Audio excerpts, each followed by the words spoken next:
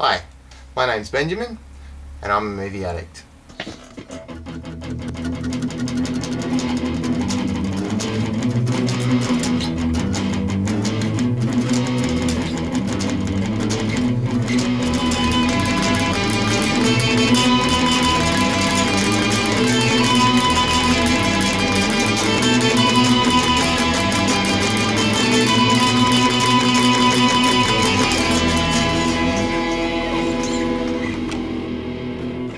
In the 1980s, He-Man and the Masters of the Universe was a huge success for Mattel and Filmation. It was a really badly animated series coinciding with a whole enormous range of toys. It was basically the Transformers model of peddling overpriced plastic toys to children, and I loved every second of it. I was in the Masters of the Universe fan club and everything. And in 1987, He-Man made his way from the animated small screen to the live-action big screen with Masters of the Universe. Many of the elements that made the cartoon so enjoyable are taken from the film.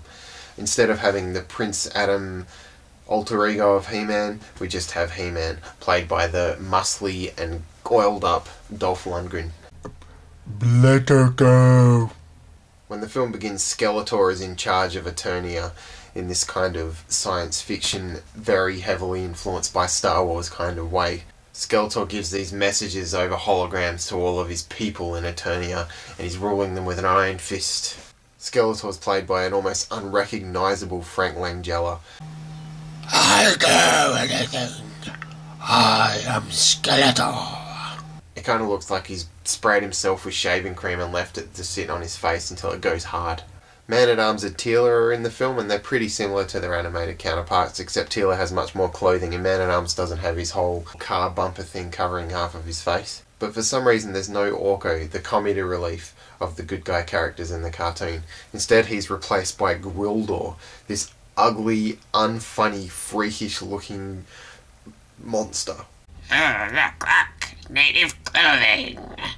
I can imagine film producers sitting around going, oh, I don't know about that Orko, he looks a bit scary, you know, he's just, you can't see his face, he's just two eyes, we better do something a little less scary.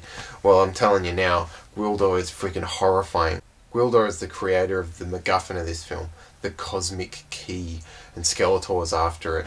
The Cosmic Key can open gates into other dimensions, and it's very musical, and it spins around, and there's lots of flashing lights. I call it the Cosmic Key. Skeletor's captured the sorceress, and He-Man and his crew are jumping in to rescue her, and they get attacked by a bunch of soldiers, and they use the Cosmic Key to get out of it, and guess where they end up? Earth in the 1980s. When they hit Earth, there's all these really lame attempts at humour, and all the jokes are pretty much, we're not from here and we don't understand your culture. I wonder why they put the food on these little white sticks. Those are rib bones. You mean this used to be an animal?